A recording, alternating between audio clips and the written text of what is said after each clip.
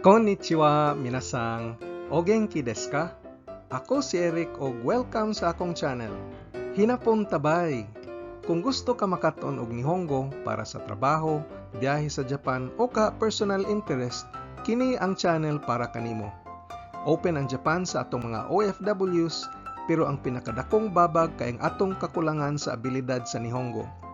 Por eso, giawhag ko katong atong mga kababayan nga interesado mo trabaho sa Japan, palihog pag-subscribe sa akong channel.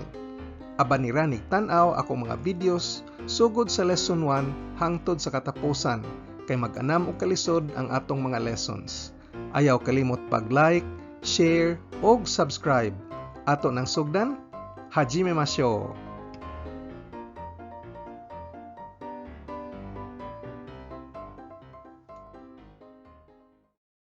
Niining atong lesson karon, atong tukion unsay tawag sa mga miyembro sa pamilya.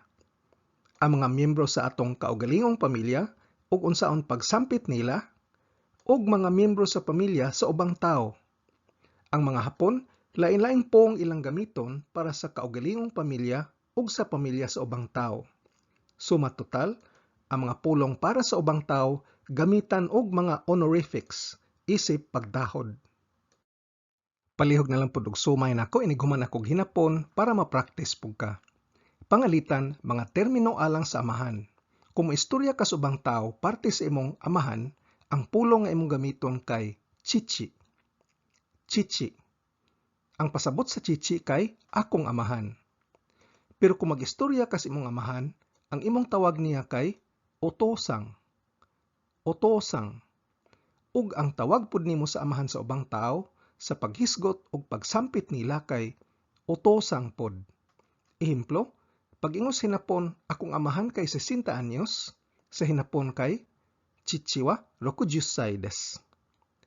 Chichi wa 60 desu. Pag ingon nga ang amahan ni Miss Tanaka kay 65 anyos, sa hinapon kay Tanaka-san no otosang wa 65 desu. Tanaka-san no otosang wa 65 desu. Ang sang sa katapusan kay honorific term kini, isip pagtahod. Ang sunod kay mga termino para sa inahan. Mag-istorya ka gani sa ubang tao parte sa imong inahan, ang po nga imong gamiton para sa inahan kay haha. Haha. Ang pasabot sa haha kay akong inahan. Pero kung mosampit ka sa imong inahan, imong tawag niya kay okasang. Okasang.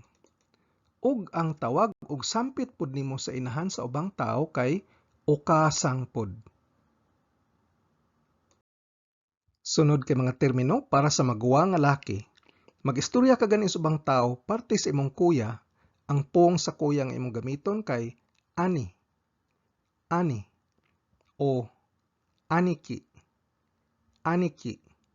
Pero kung mosampit ka sa imong kuya, ang imong tawag niya kay onisang. Onisang. Ang tawag ug sampit nimo sa kuya sa ubang tao kay onisang pod. Sunod kay mga termino para sa maguwa nga babae. Ang pong sa kaugalingon nimong maguwa nga babae o ate kay ane. Ane. Pero kung mosampit ka gani sa imong ate, imong tawag niya kay onesang. Onesang. Ang tawag ug sampit nimo sa ate sa ubang tao kay onesang pod. Sunod kay mga termino para sa manghod nga laki. Ang pong sa kaugalingon nimong manghod nga laki kay ototo. Ototo. Ug imo siyang tawgon sa iyang ngan. Pero ang tawag ug sampit nimo sa manghod nga laki sa ubang tao kay ototo-sang. Ototo-sang. Ang sang ikabit sa ototo isip pagtahod. Sunod kay mga termino para sa manghod nga babae. Ang pong sa kaugalingon nimong manghod nga babae kay imoto. Imoto. Unya imo siyang tawgon sa iyang ngan. Pero ang tawag ug sampit nimo sa manghod nga babae sa ubang tao kay imoto-sang. Imoto-sang. Ang sang ikabit sa imoto isip pagtahod. Sunod kay mga termino para sa tiyo. Ang pung sa kaugalingon nimong tiyo kung muhisgot ka parte niya sa ubang tao kay oji. Oji. Pero kung imo siyang tawgon, imong tawag niya kay oji-sang. Oji-sang. Ug ang tawag ug sampit nimo sa tiyo sa ubang tao kay oji-sang pod. Sunod kay mga termino para sa tiya. Ang pung sa kaugalingon nimong tiya kung muhisgot ka parte niya sa ubang tao kay oba. Oba. Pero kung imo siyang tawgon, imong tawag niya kay obasang. Obasang. Ug ang tawag ug sampit nimo sa tiya sa ubang tao kay obasang pod. Sunod kay mga termino para sa lolo. Ang pung sa kaugalingon nimong lolo kung muhisgot ka parte niya sa ubang tao kay sofu. Sofu. Pero kung imo siyang tawgon, imong tawag niya kay oji-sang. Oji-sang. Taas kini, oji-sang. Ayaw og kalibog sa termino sa tiyo nga oji-sang. Mubo. Ang lolo kay taas, oji-sang. Ug ang tawag og sampit nimo sa lolo sa ubang tao kay oji-sang pod. Sunod kay mga termino para sa lola. Ang pung sa kaugalingon nimong lola kung muhisgot ka parte niya sa ubang tao kay sobo. Sobo. Pero kung imo siyang tawgon, imong tawag niya kay obasang. Obasang. Taas kini, obasang. Ug ayaw kalibog sa termino para sa tiya nga obasang, mubo. Ang lola kay obasang, taas. Ug ang tawag og sampit nimo sa lola sa ubang tao kay obasang pod. Sunod kay mga termino para sa pag-umangkon nga laki. Ang pung sa kaugalingon nimong pag-umangkon nga laki kung muhisgot ka parte niya sa ubang tao kay oy. Oy. Pero imo siyang tawgon sa iyang kaugalingon ngan. Apan ang tawag og sampit nimo sa pag-umangkon nga laki sa ubang tao kay oy-gosang. Oy-gosang. Sunod kay mga termino para sa pag-umangkon nga babae. Ang pung sa kaugalingon nimong pag-umangkong babae kung muhisgot ka parte niya sa ubang tao kay may. May. Pero imo siyang tawgon sa iyang kaugalingon ngan. Apan ang tawag og sampit nimo sa pag-umangkon nga babae sa ubang tao kay may gosang. May gosang. Ang pung sa kaugalingon nimong ig-agaw, malalaki o mababay kay itoko. Itoko. Ug sampito nimo sila sa ilang mga ngan. Apan ang tawag ug sampit nimo sa ig-agaw sa ubang tao kay itoko-sang. Itoko-sang. Kabitan nato og sang isip pagtahod. Ang pung sa kaugalingon nimong pamilya kay kazoku. Kazoku. Pero ang tawag nimo sa pamilya sa ubang tao kay go kazoku. Go kazoku. Ang go kay honorific prefix kini isip pagtahod. Ang pung sa kaugalingon nimong bana inighisgot nimo parte niya sa ubang tao kay shujin. Shujin. Pero ang tawag nimo niya kay anata. Anata. Ang pasabot sa anata kay ikaw. Pero daghang mga batan-on nga magtiayon nga ang tawag sa ilang bana kay otosang. Otosang o papa. Papa. Labi na kung aduna sila'y anak. Pero ang tawag og sampit nimo sa bana sa ubang tao kay goshujin. Goshujin. Ang go kay honorific prefix kini isip pagtahod. Ang pung sa kaugalingon nimong asawa inighisgot nimo parte niya sa ubang tao kay kanay. Kanay o tsuma. Tsuma. Pero ang tawag nimo niya kay omae. Omae o kimi. Kimi. Nga pasabot kay ikaw. Pero daghang mga batan-on nga magtiayon nga ang tawag nila sa ilang misis kay okasang, okasang, o mama, mama. Labi na kung aduna sila'y anak. Pero ang tawag og sampit nimo sa asawa sa ubang tao kay oksang, oksang. Ang sang kay honorific suffix kini isip pagtahod. Ang poong sa kaugalingon nimong anak, inighisgot nimo parte niya sa ubang tao kay uchinoko, uchinoko. Pero tawgon nimo siya sa iyangan. Pero ang tawag nimo sa anak sa ubang tao kay okosang, okosang. Ang prefix o og suffix sang kay mga honorific kini isip pagtahod. Ang poong sa kaugalingon nimong anak nga laki, inighisgot nimo parte niya sa ubang tao kay musuko, musuko. Apan tawgon nimo siya sa iyangan. Ang tawag nimo sa anak nga laki sa ubang tao kay muskosang, muskosang. Ang sang ikabit sa katapusan isip pagtahod. Pwede po ka mo gamit og botsyang, botsyang. Ang poong sa kaugalingon nimong anak nga babay, inighisgot nimo parte niya sa ubang tao kay musume, musume. Apan tawgon nimo siya sa iyang kaugalingongan.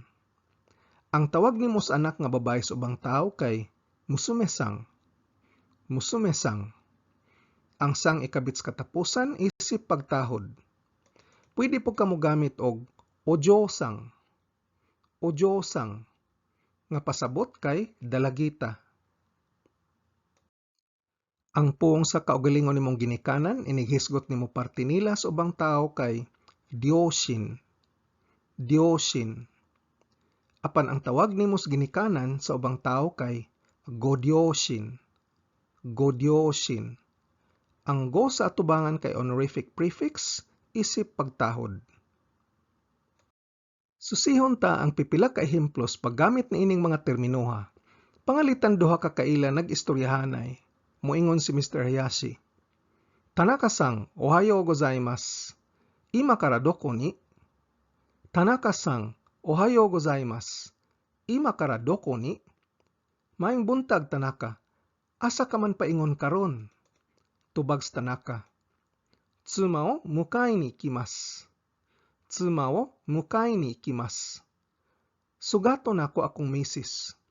Mogamit siya sa pulo nga tsuma paghisgot sa iyang kaugalingong asawa. Moingon si Mr. Hayashi kang Mr. Tanaka. Oksang ni yoroshiku. Oksang ni yoroshiku. Pangumusta ko sa imong misis. Si Mr. Hayashi mogamit sa pulo nga oksang isip pasabot sa misis ni Mr. Tanaka kay asawa man kini sa ubang tao.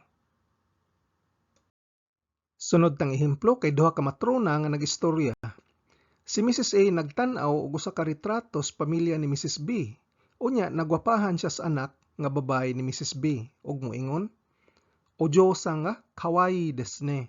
Oikutsu desu ka?" "Ojo-san ga kawaii desu ne. Oikutsu desu ka?" Gwapa imong dalagita, pilay edad? Si Mrs. A migamit sa po nga ojo-sang pagtukoy sa dalagita ni Mrs. B kay dalagita maning sa ubang tao. Tubag si Mrs. B. Musume wa kotoshi hatachi ni narimasu. Musume wa kotoshi hatachi ni narimasu. Mahitungod sa akong anak nga babae, mo 20 anyo siya karong tuiga. Ang gigamit nga poong ni Mrs. B kay musume, kay iya hamang kaugalingong anak. Poong ni Mrs. A. So desu ka? Uchi no musuko to onaji desu. So desu ka?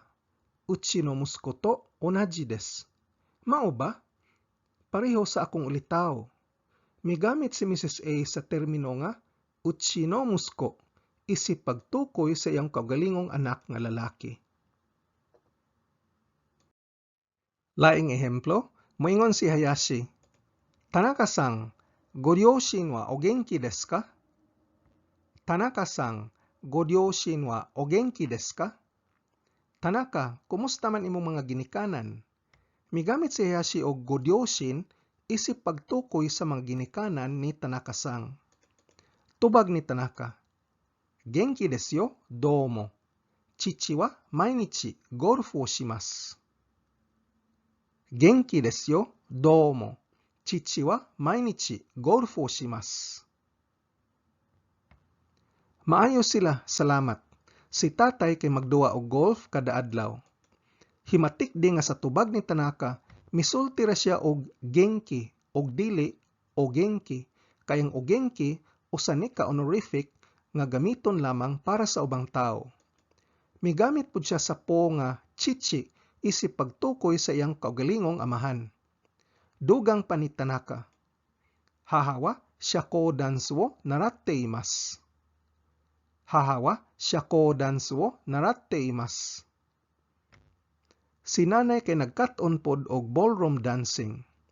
Migamit siya sa po nga haha isip pagtukoy sa iyang kaugalingong inahan.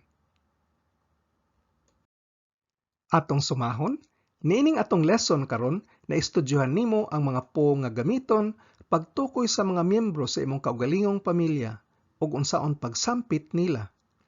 Nakatunan pod nimo unsay tawag ug unsaon pagsampit sa mga miyembro sa pamilya sa ubang tawo. Ug diri na human ang atong lesson sa miyembro sa pamilya. Hinaot na lingaw ka ug kita ta sa sunod nga video lesson.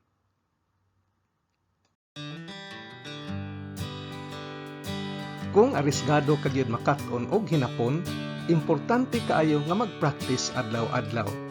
Gahinan gyud nimo og panahon. Kung nagsakay ka sa jeepney, naghuwat sa traffic, patubang sa trabaho ug naglingkod ra ka sakyanan o kaha break time nimo sa trabaho, balik-balikin ig paminaw ug tan-aw ang mga training videos.